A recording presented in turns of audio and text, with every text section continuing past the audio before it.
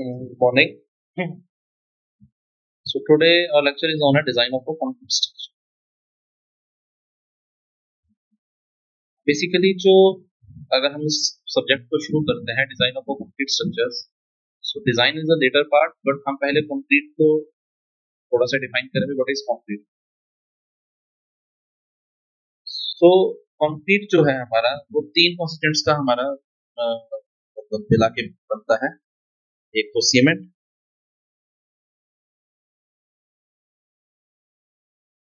दूसरा हमारा जिसे हम कहते हैं फाइन एग्रीगेट्स, इसके बाद इसे हम कहते हैं कोर्स एग्रीगेट्स. तो fine aggregates, course aggregates, basically fine aggregates में हमारा सैंड आ जाता है और कोर्स एग्रीगेट्स में ग्रेवल हो जाता है. अब इन तीनों का जो प्रोपोर्शन है mix with water, adequate water, उसके बाद जब हम उनको मिला के एक मटीरियल बनाते हैं जिसको हम कंस्ट्रक्शन के लिए यूज करते हैं, उसे हम कहते हैं कंक्रीट.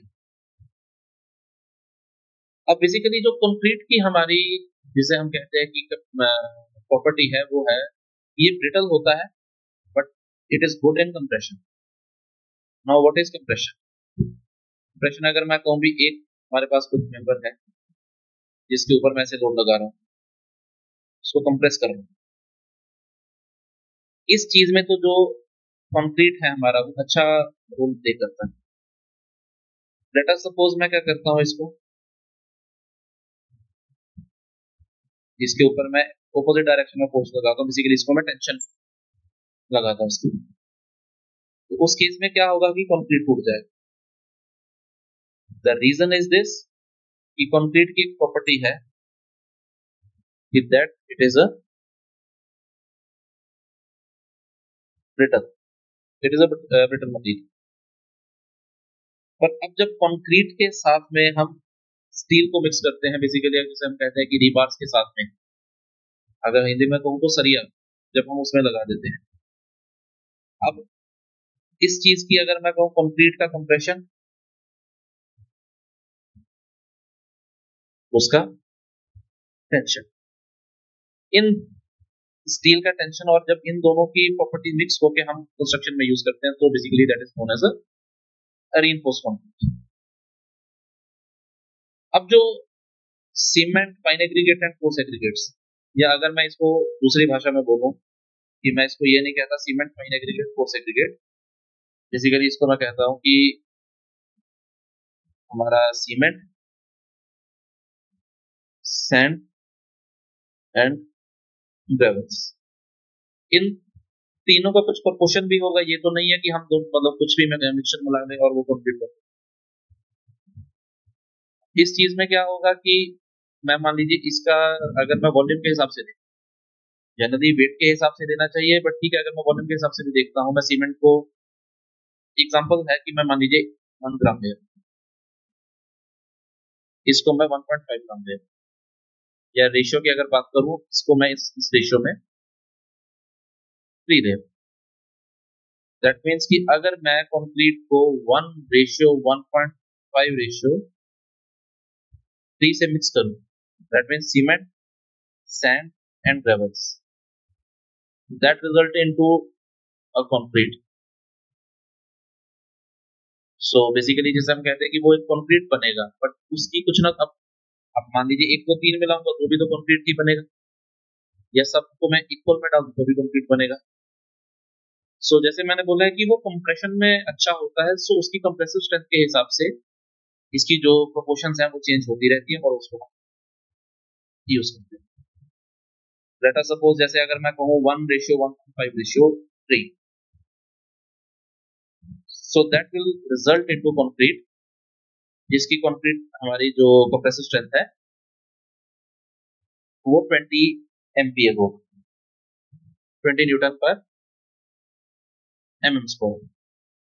अब इसकी मैं प्रोपोर्शन अगर चेंज कर देता हूँ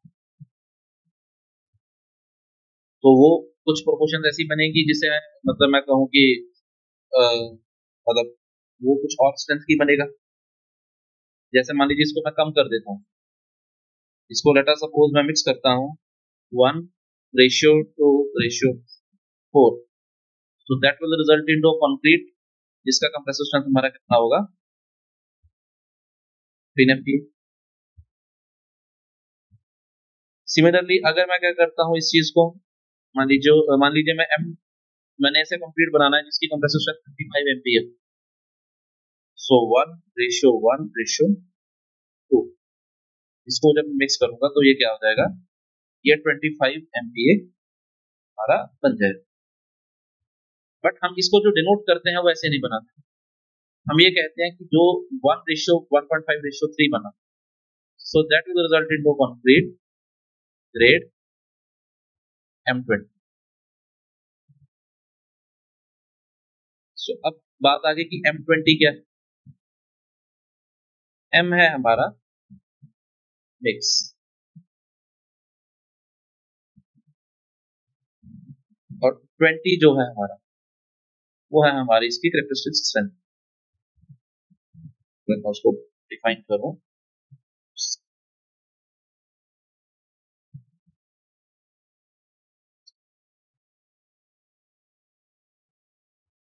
basically it is a characteristic strength. अब M20 है, अब 1:1.5:3, इसको हमने 20 MPa बोला। इसका एक कंप्रेसिव स्ट्रेंथ टेस्ट होता है कंप्रेसर टेस्टिंग मशीन के ऊपर, एक ट्यूब के ऊपर, एक tube 150 mm by 150 mm by 1, इस प्रपोर्शन के साथ में जब हम इसको मिक्स करके एक ट्यूब बनाते हैं और इसके बाद हम इसको टेस्ट करते हैं, तो उसकी जो मतलब हमारी कंप्रेसिव स्ट्रेंथ प्रॉपर्टी है या कंप्रेसिव स्ट्रेंथ है जिसकी, वो अगर 20 MPa आ रही है या 30 MPa आ रही है तो हम कहेंगे वो M20 ग्रेड है, M30 ग्रेड। इससे पहले हम कंक्रीट को एक बार डिफाइन कर लेते हैं। कंक्रीट अगर देखा जाए तो वो 3 कैटेगरीज में बांटा जाए। तो पहली जो है मेरी वो है ऑर्डिनरी कंक्रीट, दूसरा है हमारा स्टैंडर्ड कंक्रीट, और जो तीसरा है हमारा वो है हाई स्ट्रेंथ। ऑर्डिनरी कंक्रीट में कौन सा आ जाता है जिसकी अगर मैं कहूँ कंप्रेसिव स्ट्रेंथ जो है वो 10 MPa से लेकर 20 MPa तक, या दूसरी मैं कहूँ तो बेसिकली M10 से लेके M20 तक जो मैं कंक्रीट बनाऊंगा वो ऑर्डिनरी कंक्रीट में आ जाता है। अब उसके बाद आ जाता है स्टैंडर्ड कंक्रीट। स्टैंडर्ड कंक्रीट में हमारा M25 से लेके M55 तक वो हमारा आ जाता है स्टैंडर्ड कंक्रीट।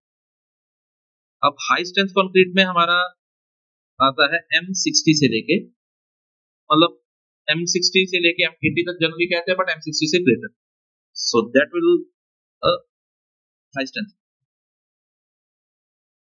अब ये जरूरी नहीं है कि जो हमने M25 को भी प्रोपोर्शंस, इसके साथ में क्या होता है कि जब इसको बनाते हैं तो एडमिक्सचर्स भी जाते हैं, तो बेसिकली ये डिजाइन मिक्स करना पड़ता है एज पर कोड IS 10260। ये जो ग्रेड मतलब बनता है ये IS 10260, ये हमारा कोड है जिसके हिसाब से हम इस मिक्स को डिजाइन करते हैं। अब ये एक कोड है इंडियन स्टैंडर्ड्स, बट कंक्रीट का जो डिजाइन के लिए यूज होता है, जैसे हम कहते हैं कि जो बेसिक कोड वो है IS 456। इसमें सारी रिकमेंडेशंस दी गई है कि M10 किसको लेना है, M20 किसको लेना है, क्या है, M मतलब मिक्स है, और डिजाइन के जो अदर एस्पेक्ट है वो भी है। अब हम कुछ मिनिमम जो RCC के लिए यूज करते हैं वो हम करते हैं ordinary concrete as per code, so that is M20। तो एक बार इसको नोट कर लीजिए कि मिनिमम ग्रेड कितना होगा। मिनिमम ग्रेड मैं बात करूं for RCC, so that is M20, and for C को, अब जैसे ये जनरल कंस्ट्रक्शन के लिए है M20, बट जब C के पास में आ जाती है या C कोस्ट में कुछ बन रहा है, सो मिनिमम जो कंक्रीट स्ट्रेंथ हमें लेनी है वो हमें लेनी है M30। ये मिनिमम मतलब मिनिमम हमारा कंक्रीट है जो यूज होगा एज पर IS 56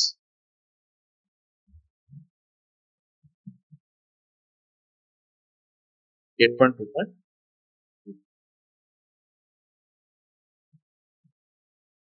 सो ये बेसिक हमारा जिसे हम कहते हैं कि मिनिमम ग्रेड इतना यूज होना है।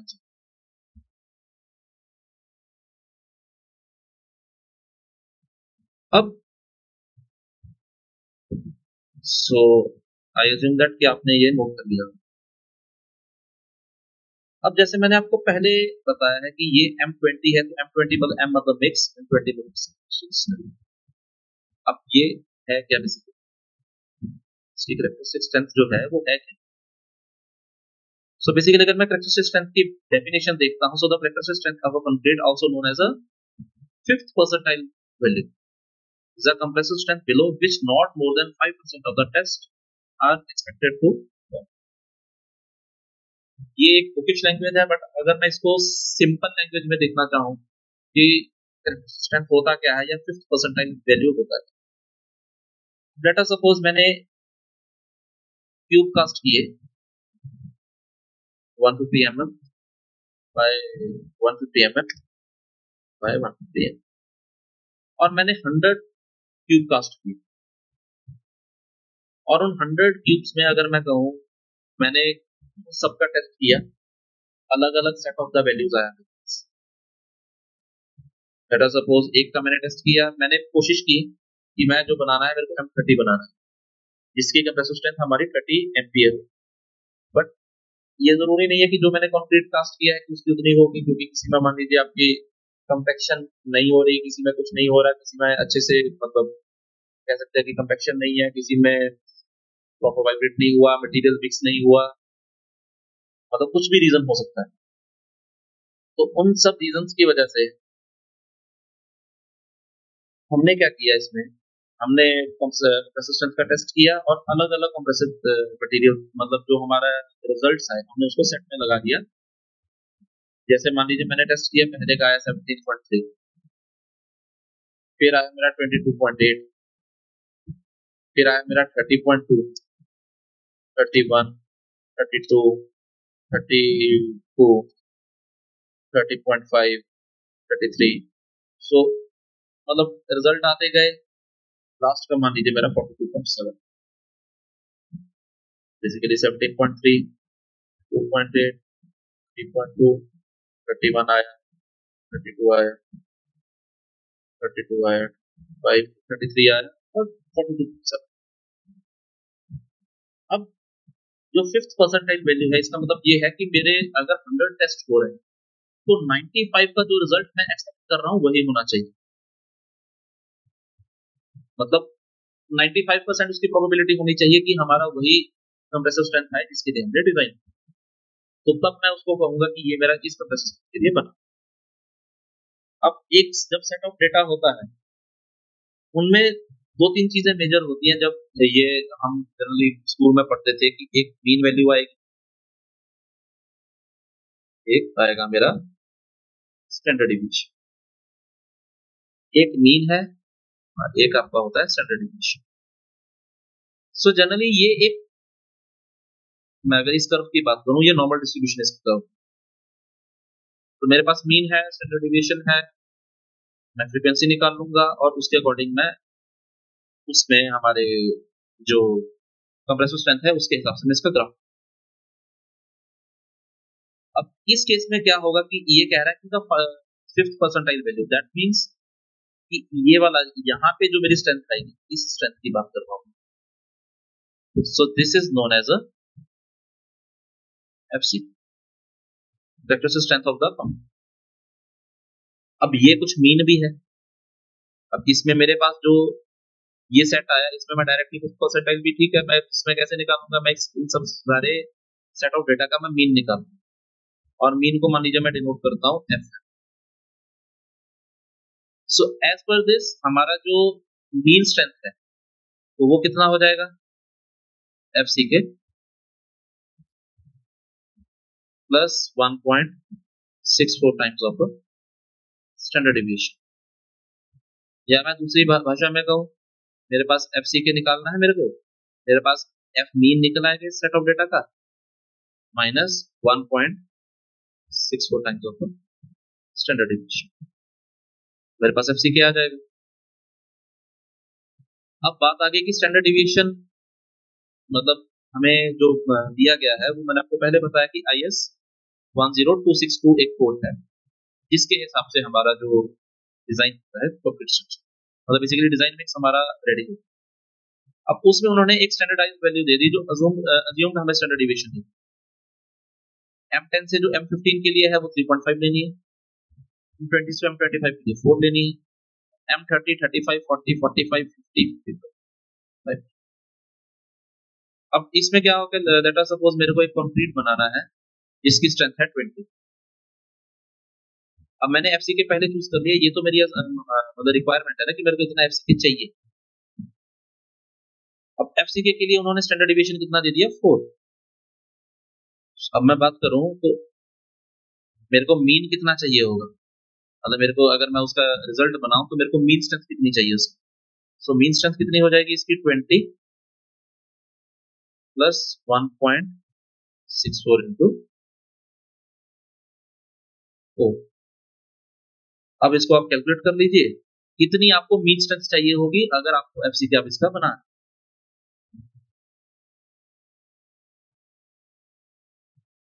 तो मैं मतलब अगर मैं इसको कैलकुलेट करता हूं तो 1.64 इंटू 4 यस प्लस 20 तो 26.56। मतलब मैं अब सेट ऑफ डेटा बनाऊंगा जब मेरे पास कंप्लीट आए तो मीन स्ट्रेंथ कितनी चाहिए इसकी 26.56। सो this is the result which I want.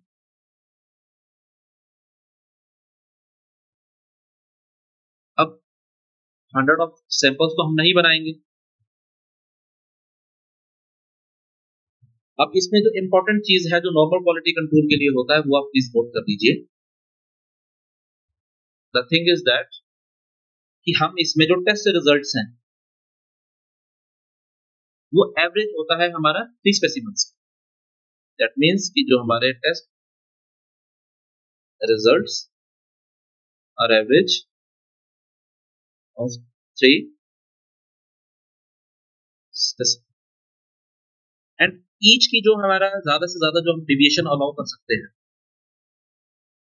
जो वेरिएशन है basically the variation should not be more than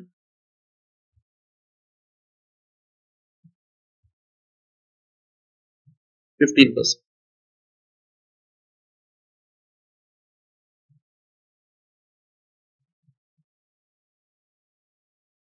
So I expect that कि आपने ये नोट कर लिया।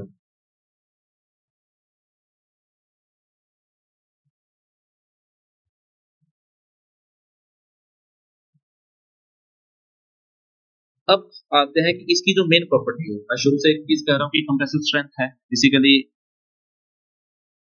10th और हम इस क्लास में पढ़ते थे पहले कि एक हमारा स्ट्रेस होता है एक स्ट्रेन होता है। एज पर हुक्स लॉ जो स्ट्रेस है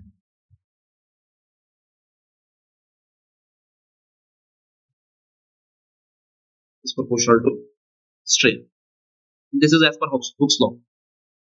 That means the stress is equal to some constant factor strain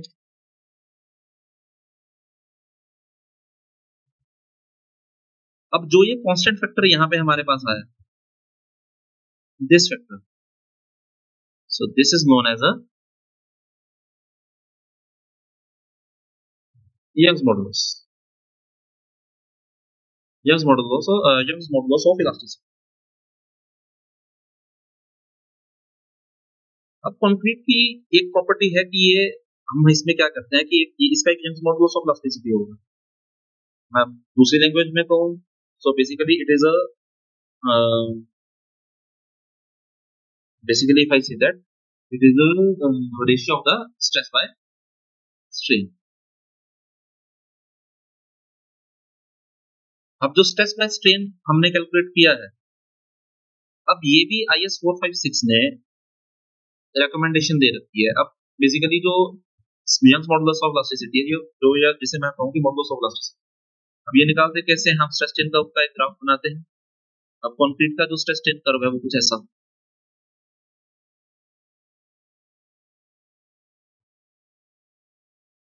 अब मैं क्या करूंगा इस केस में, the slope of the stress by strain curve that is known as a Young's modulus of elasticity, that is a simple thing. इसमें जो Young's modulus of elasticity है ये हमारे तीन तरीके के होते हैं। First is initial modulus of elasticity, या बेसिकली जिसे मैं कहूं इनिशियल टेंजेंट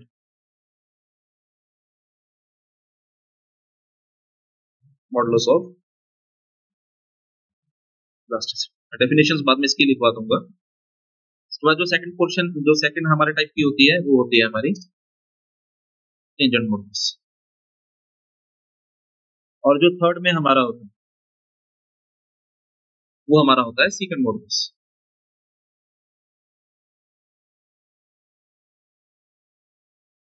अब इन तीन टॉपिक्स के ऊपर हम थोड़ा सा डिस्कस करेंगे कि initial tangent modulus of elasticity क्या होता है, टेंजेंट मॉडुलस ऑफ इलास्टिसिटी क्या होता है, और secant modulus of elasticity. So concrete की जो स्ट्रेस स्ट्रेन कर्व की जो शेप होती है वो बेसिकली कुछ ऐसी होती है, पर कोड में हम इसको ऐसे मानते हैं कि ये ऐसे है और इसको स्ट्रेट मानेंगे। बट अगर मैं इसको दोबारा से बनाऊं तो code as per code this, पर एक्चुअल बिहेवियर अगर मैं देखूं तो ये वाला जो हमने ये बनाया, मैं दोबारा से अगर इसको बना देता हूं सो ये, सो दिस इज पर code, this is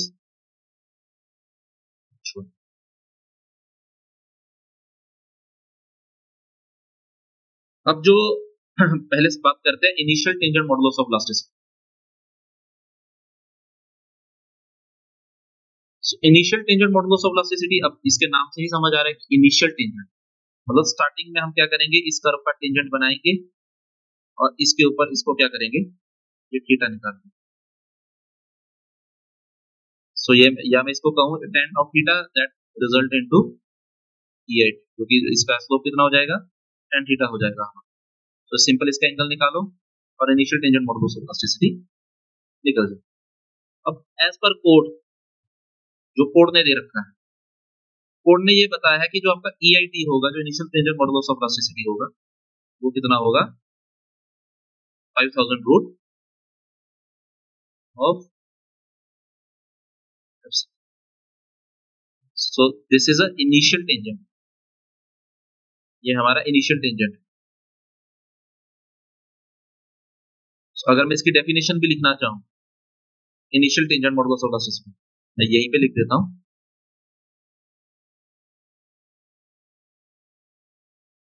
so basically अगर मैं कहूं इसको, द स्लोप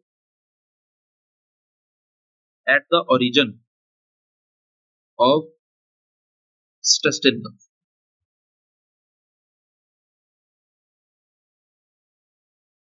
अब इसके बाद क्या आ गया हमारा, ये आ गया slope of origin at stress strain curve is called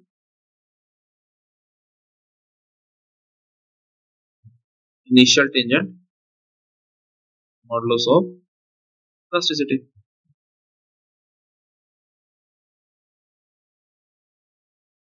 सो ये हमारी आ गई पहली डेफिनेशन। अब दूसरा आ गया हमारा टेंजेंट मॉडुलस। टेंजेंट मॉडुलस कहीं भी हो सकता है, बेसिकली हम इसको कहेंगे, so the slope of a tangent at any point that is known as a tangent modulus of elasticity. वो यहां पे भी हो सकता है,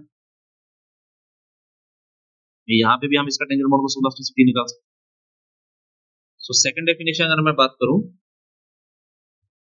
सो slope of tangent at any point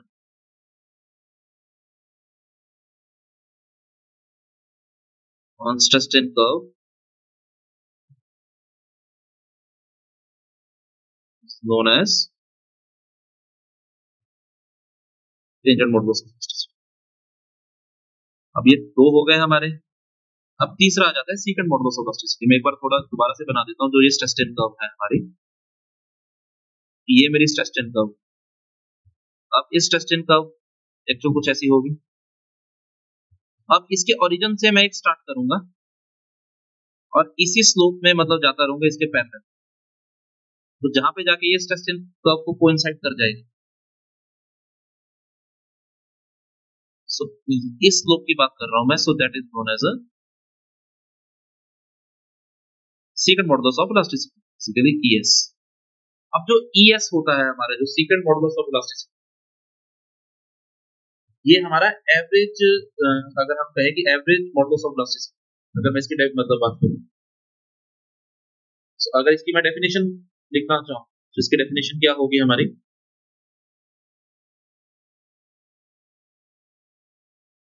slope of a line connecting stress strain curve on origin, that is known as a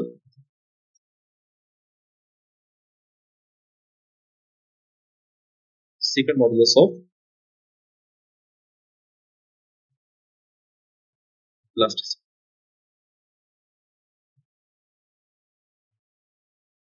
So this is the thing.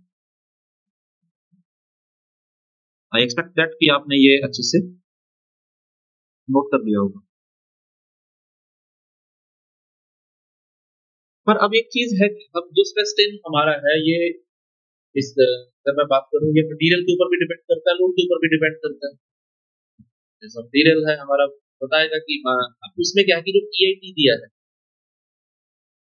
जो हमने initial tangent modulus of elasticity निकाला है 5000 root F से, that is known as a short term modulus of elasticity. तो ये है,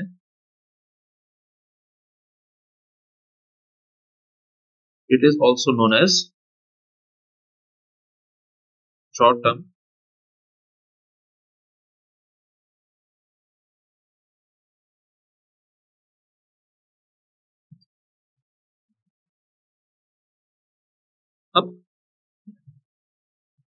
अब एक एग्जांपल है। अब एक टॉपिक को हम उसके साथ कनेक्ट करते हैं, that is known as a peak.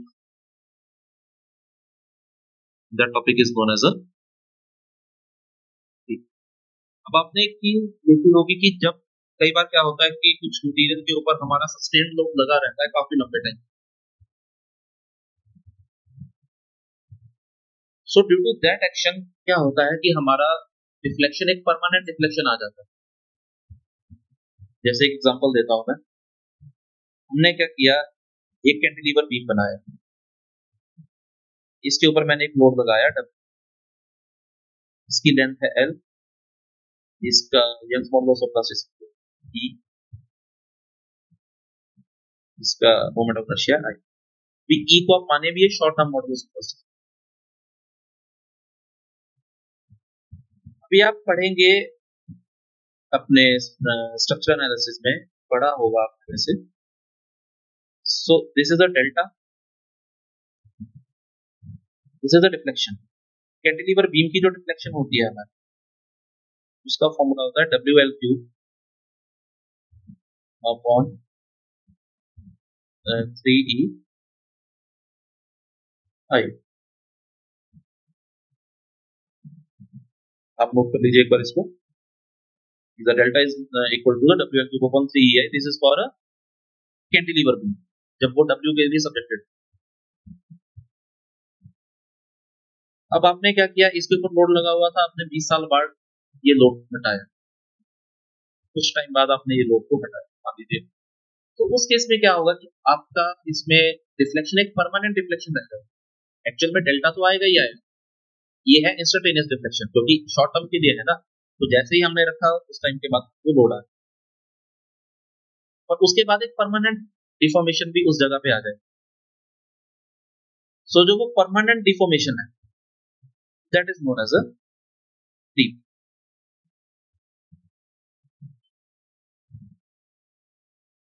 अब कौन सा ऐसा फैक्टर है जिसके ऊपर हमारा डिफ्लेक्शन डिपेंड है? So that is W, that is L, that is E, and that is I. So W is known as a load. मैं अगर इसको बात करूं कि मैंने अब इस ठीक है, अब ये तो हमें समझ आ रही थी जो डेल्टा है हमारा वो कौन कौन से वेक्टर के ऊपर डिपेंडेंट है. W के ऊपर डिपेंडेंट है, L के ऊपर डिपेंडेंट है, E के ऊपर डिपेंडेंट है, I के ऊपर. अब ये कैंटिलीवर बीम के पास क्या था, सेल्फ वेट की वजह से ही ये लगा हुआ. इसके ऊपर कोई एक्सटर्नल लोड नहीं लगाया, एक सेल्फ वेट ऑलरेडी लगा हुआ. अब काफी टाइम बाद क्या होगा कि मैं W तो चेंज नहीं कर रहा, सेल्फ वेट तो उतना ही रहेगा ना उस चीज. कुछ टाइम बाद क्या होगा कि लेंथ भी उसकी उतनी ही रहेगी. अब बचे दो E एंड I. अब I जो है वो मेरा जो क्रॉस सेक्शन है उसके ऊपर डिपेंडेंट है. लेट अस सपोज अगर वो रेक्टेंगुलर शेप है सो मेरा हो जाएगा BD क्यूब अपॉन 12. तो ये भी मैं चेंज नहीं कर रहा क्योंकि सेक्शन तो वही रहेगा, सेक्शन थोड़ी ना चेंज होगा. The only factor that is changing as a E. जो बचा हमारे पास डिफ्लेक्शन आ रहा है, डिफ्लेक्शन में इन तीनों वैल्यूज में तो हमने कुछ नहीं छेड़ा, सिर्फ जो फोर्थ वैल्यू है हमारी की उसके ऊपर हमारा चेंज आया. वो जो फोर्थ वैल्यू है, अब हमने ये जो निकाला E निकाला, ये शॉर्ट टर्म है. अब लॉन्ग टर्म कितना हो जाएगा, अब उससे कम होगा सो EC. एक एम्पिरिकल फॉर्मूला है जो हमारा शॉर्ट टर्म के लिए, अगर मैं उसको कहूं ES अपॉन 1 प्लस, सो ये हमारा हो जाएगा long term modulus of elasticity. उसके बाद इसको हम कह देते हैं भी क्रीप के लिए जो हमारा मॉडुलस ऑफ इलास्टिसिटी आएगा. अब अगर मैं इसकी डेफिनेशन लिख, it's definition is,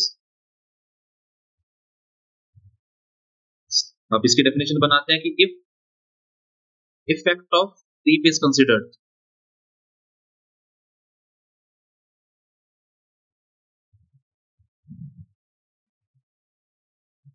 that is called as a long term modulus of elasticity. आप इसको एक बार नोट कर लीजिए. The effect of the creep is considered, that is known as a long-term modulus of elasticity. अब जो theta की value है हमारी, दिस थीटा,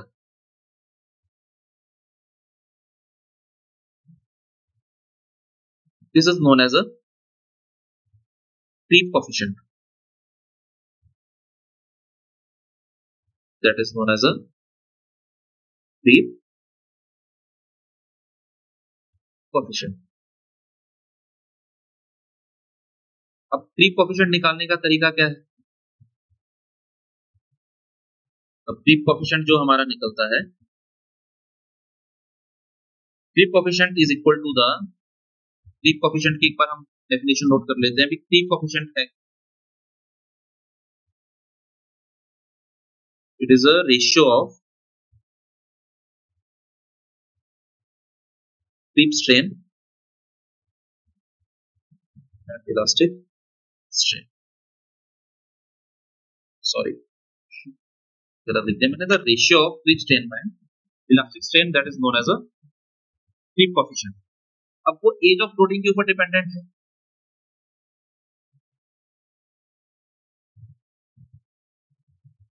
कोड ने अलग अलग तरीके दिए हैं. 7 दिन के लिए है, 28 डेज में के लिए है, 1 ईयर के लिए, 1 ईयर के लिए. अगर आपको क्रीप किसी टाइम के लिए और निकालना है तो इसका जो रिलेशन हमारा IRC कोड है, इंडियन कांग्रेस कोड, उसमें दिया हुआ है. एक बार मैं इसको टेबलेटेड फॉर्म में नोट कर देता हूं.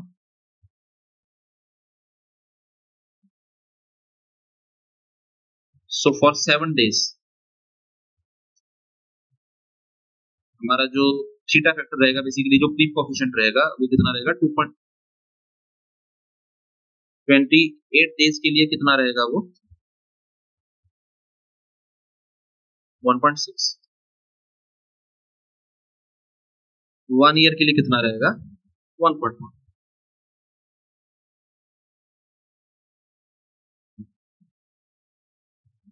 अब जैसे अब कई बार क्वेश्चन आ जाता है कि हमने लोड लगाया इसके ऊपर, जैसे इलास्टिक रिकवरी होती है तो क्रीप की भी रिकवरी हो पाती है कि नहीं हो पाती. सो जो क्रीप रिकवरी होती जरूर है, पर वो बहुत ज्यादा स्लो होती है और वो कंप्लीट रिकवरी नहीं होती, परमानेंट डिफॉर्मेशन उसमें रह जाता।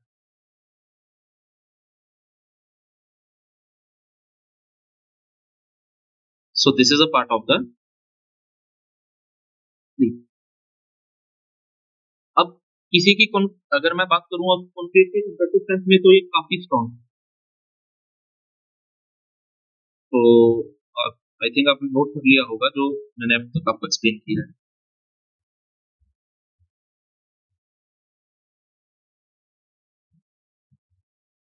सो moving to the next topic, बाद में अगर कहीं जरूरत होगी तो हम इसको दोबारा से।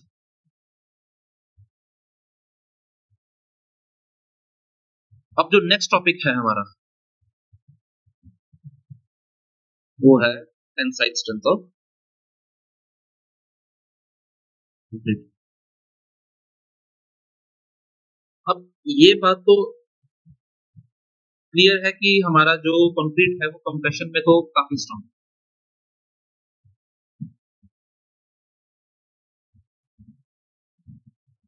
अब वो एक्चुअल में होगा कि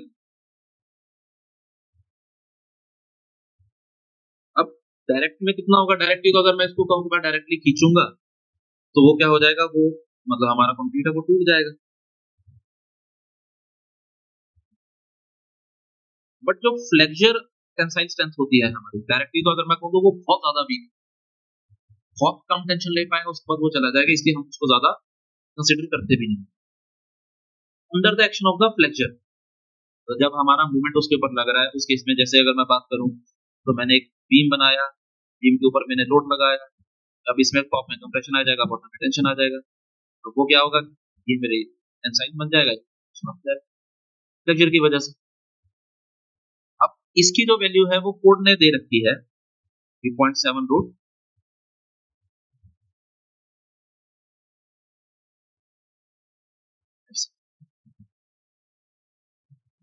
as per IS 456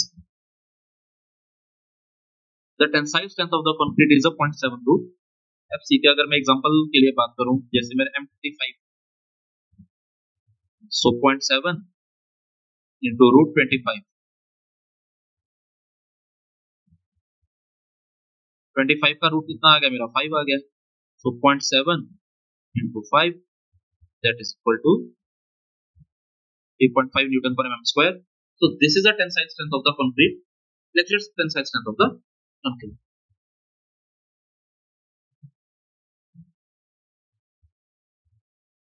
अब ये तो हमारे होगा कंक्रीट का पोर्शन। अब रीइंफोर्स कंक्रीट में अगर मैं स्टार्टिंग पे जाऊं, जैसे हम डिस्कस कर रहे थे,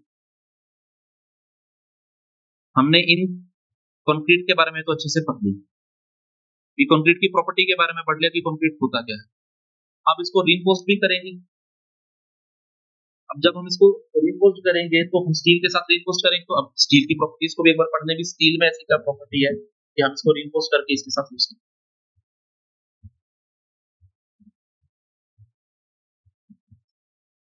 तो our next topic is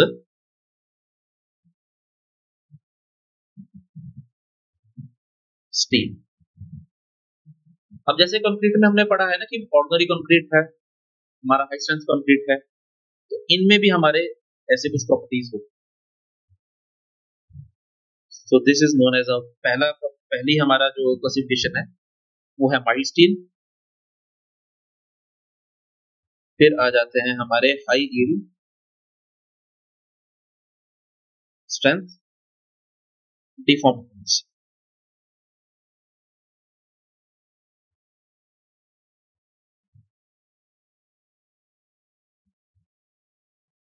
उसके बाद हमारा जो अभी जो हमारा काफी ज्यादा चल रहे हैं वो है हमारे टीएमटी बार्स, और जिसे हम कहेंगे thermomechanical treated bars, thermo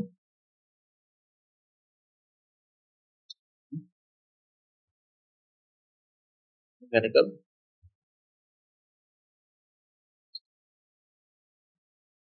treated bars. अब माइल्ड स्टील में जो हमारे बार्स आते हैं वो हमारे आ जाते हैं जैसे Fe200, सॉरी Fe250, वो माइल्ड स्टील के अंदर अंदर आ जाते हैं। एक बार वो भी नोट करवा देता हूँ कि माइल्ड स्टील में हमारे जो बार्स आएंगे, माइल्ड स्टील में हमारा बार आएगा Fe250। अब Fe क्या है वो मैं एक बार एक्सप्लेन करता हूँ। इसके बाद जो आ जाता है हमारा हाई यील्ड स्ट्रेंथ डिफॉर्म्ड बार। इनमें हमारे जो डिफॉर्म्ड बार हैं इनमें हमारे आ जाते हैं Fe415, Fe5। अब TMT बार में जो हमारे चलते हैं Fe415 से शुरू हो जाता है, और उसके ऊपर वाले जो ग्रेड्स वो सारे किसमें हमारे ज्यादा बनते हैं, वो थर्मोमैकेनिकल ग्रेड बार्स में बनते हैं, basically TMT bar.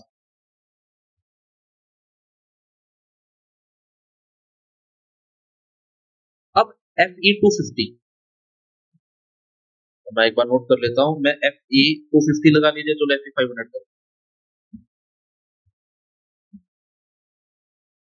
So Fe basically that is iron, इसका मतलब साइंटिफिक नेम है जैसे हम कहते हैं। तो 500 जो है हमारा वो है इसकी यील्ड स्ट्रेंथ। वो क्या है इसकी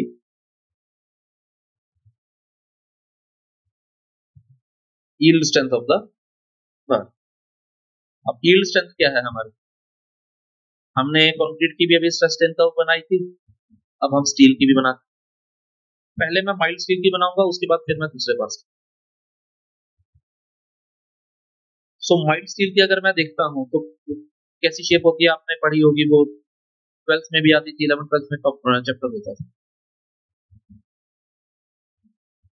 वो कुछ।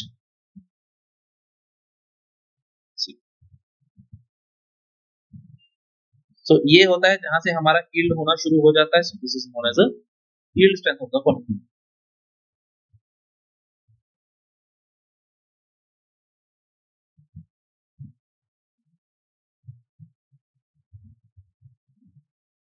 सो this is known as a yield strength. अब Fe500 है, Fe415 है, Fe250 माइल्ड स्टील था, तो हम माइल्ड स्टील को भी तो मतलब कुछ ना कुछ ऐसा कंटेंट तो है ना जो इनमें बढ़ रहा है, पर माइल्ड स्टील के लिए वो मतलब दे रहा है। हम माइल्ड स्टील में Fe500 को नहीं बना पा रहे हैं, तो TNT पास या हाई स्ट्रेंथ डिफॉर्म पास में हमने Fe500 को बनाया, Fe250 तो उसी में तो चल सकता था, या TMT पास में ही हम Fe415 के ऊपर हो जाते। सो बेसिकली अगर मैं इसके कॉन्सिक्वेंस की बात करूं, तो जो माइल्ड स्टील होता है इसमें जब कार्बन कंटेंट बढ़ा देते हैं तो इसकी यील्ड स्ट्रेंथ बढ़ती है। सो कार्बन कंटेंट बढ़ता है तो इसकी यील्ड स्ट्रेंथ भी बढ़ जाती है। पर कार्बन कंटेंट बढ़ने से एक नुकसान ये भी है कि जैसे ही कार्बन कंटेंट बढ़ेगा, मैं उसको जब ऐसे टेंसाइल स्ट्रेंथ के लिए ले रहा हूँ, मतलब एज अ टेंसाइल प्रॉपर्टी ले रहा हूँ, वो भी बिल्कुल बन जाएगा।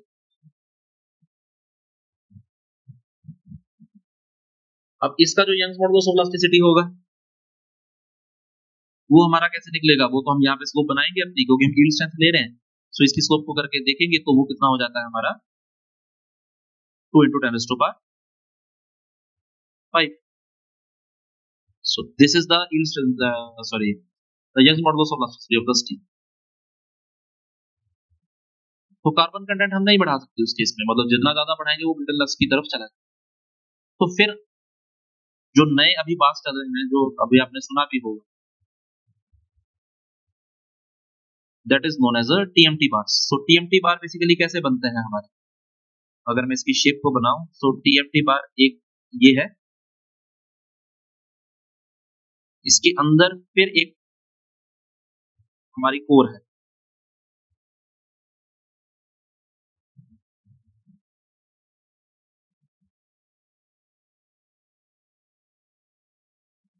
और इसके आउटर में भी एक कोर है।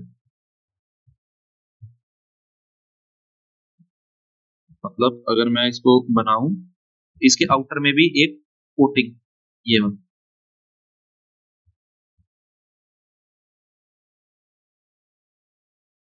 अब जो ये वाली कोर होगी, TMT बार बेसिकली बनते कैसे, तो ये जो हमारी कोर है और ये वाली कोर है और ये, अब बाहर जो हमने कर रखा है वो है एंटी क्रोजिव कोटिंग। जो बाहर है हमारी वो है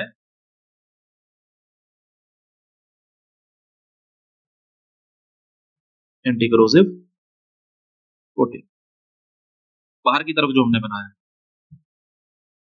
जो ये मटेरियल होगा हमारी आउटर कोर है वो टफ होगी, तो ये हमारी क्या होगी, टफ होगी। और जो इनर मटेरियल हमारा होगा ये वाला, वो हमारा होगा डक्टाइल।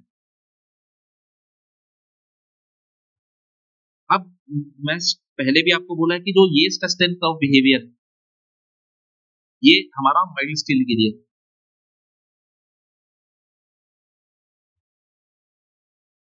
अब अगर मैं कहूं कि इसका मैं स्ट्रेस टेंस ऑफ बनाऊं हमारा टीएमटी बार्स के लिए, वो कुछ ना ऐसा बनता है।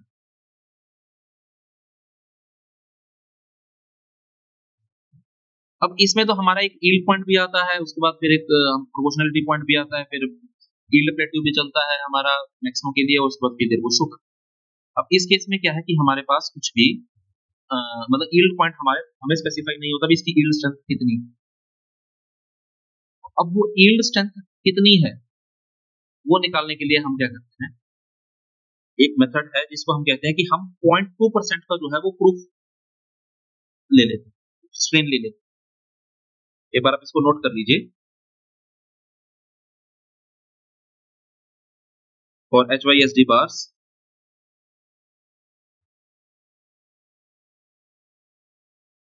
एंड TMT बार्स, या जो मतलब HYSD बार्स आप जो TMT बार्स है, yield point is not specified. In that case हम yield point कैसे निकालते हैं, पहले मैं आपको बता देता हूँ, उसके बाद मैं फिर आपको लिखवाता हूँ। हम ये इधर स्ट्रेस बना दिया, इधर हमने बनाया स्ट्रेन। हम स्ट्रेन मैंने क्या बोला है कि 0.2% of the proof strain, so that means that at a strain of a 0.002, let us suppose the point of a 0.002 is here, so मैं इसके पैरेलल में एक लाइन बनाऊंगा इसी स्लोप के ऊपर इनिशियली, और जहां पे जाके ये कट करेगा, so ये मेरा क्या हो जाएगा, उसका यील्ड पॉइंट हो जाएगा।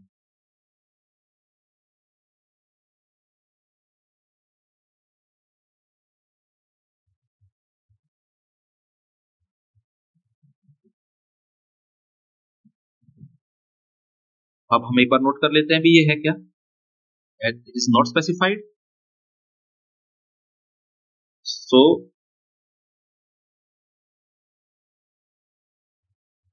yield point is obtained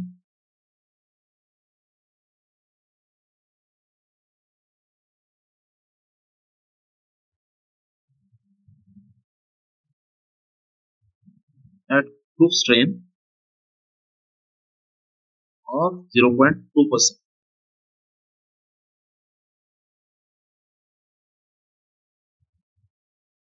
by drawing a line parallel to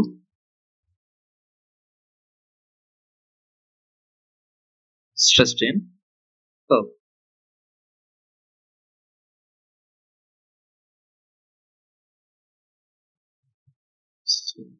I think आपने नोट कर लिया होगा इसको। Yield point is obtained at a proof strain of 0.2% or at value of a strain 0.002 by drawing a line parallel to the stress strain curve. Let us suppose मैं दोबारा से बना देता हूँ इसको, ये मेरा एक स्ट्रेस टेंस कर्व बनाया मैंने। अब ये मेरा 0.002 का पॉइंट था और इसके पैरेलल में मैं लाइन बनाता है, तो जो ये मेरा पॉइंट आया, this is known as a yield point. अब इसके ऊपर मेरा स्ट्रेन कितना होगा, मैं कह रहा हूँ कि मेरे को ये स्ट्रेन चाहिए, ये वैल्यू तो मेरी ऑलरेडी डिफाइंड है 0.002।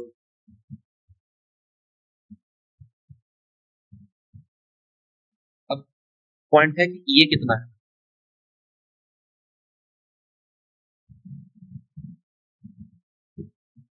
सो जो मेरा टोटल स्ट्रेन होगा वो होगा 0.002, that is equal to 0.002 plus yield strength, that means Fy, divided by Young's modulus of elasticity of steel. क्योंकि स्ट्रेस बाय स्ट्रेन हम मतलब जो रिलेशन है उसका हुक्स लॉ का, stress by strain is equal to Young's modulus of elasticity.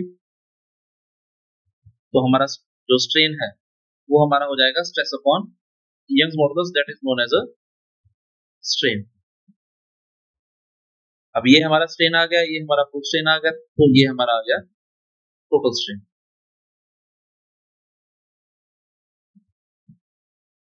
अब design के लिए फर्दर जो है वो दो मेथड्स होते हैं हमारे, एक होता है वर्किंग स्ट्रेस और एक होता है हमारा लिमिट स्टेट, जो हम फर्दर करेंगे उसको। बट आपको यहाँ पे मतलब इसके साथ एक रिलेटेड पॉइंट ये है कि जो लिमिट स्टेट मेथड जो जनरली आपके एग्जाम में भी आने के लिए सिलेबस में है, अब उसका क्या है कि उसमें जो प्रूफ स्ट्रेन हम निकालते हैं, बेसिकली जो स्ट्रेन निकालते हैं स्टील का, वो है 0.002 plus Fy divided by ES yes into 1.1. So this is a partial factor of safety. So अगर मैं 1 divided by 1.15 भी करता हूँ तो वो 0.869 आता है। तो कोड में जो वैल्यू लिख रखी है उन्होंने वो है मतलब 0.002 plus 0.87 Fy upon ES. So this is the proof strain. So this is the actual strain at a yield strength. So this is all for today. अगर कुछ डाउट होगा तो फर्दर हम उसको क्लियर कर लेंगे। एंड आई होप दैट कि आपने सब कुछ नोट कर लिया हो अच्छे से। Thank you for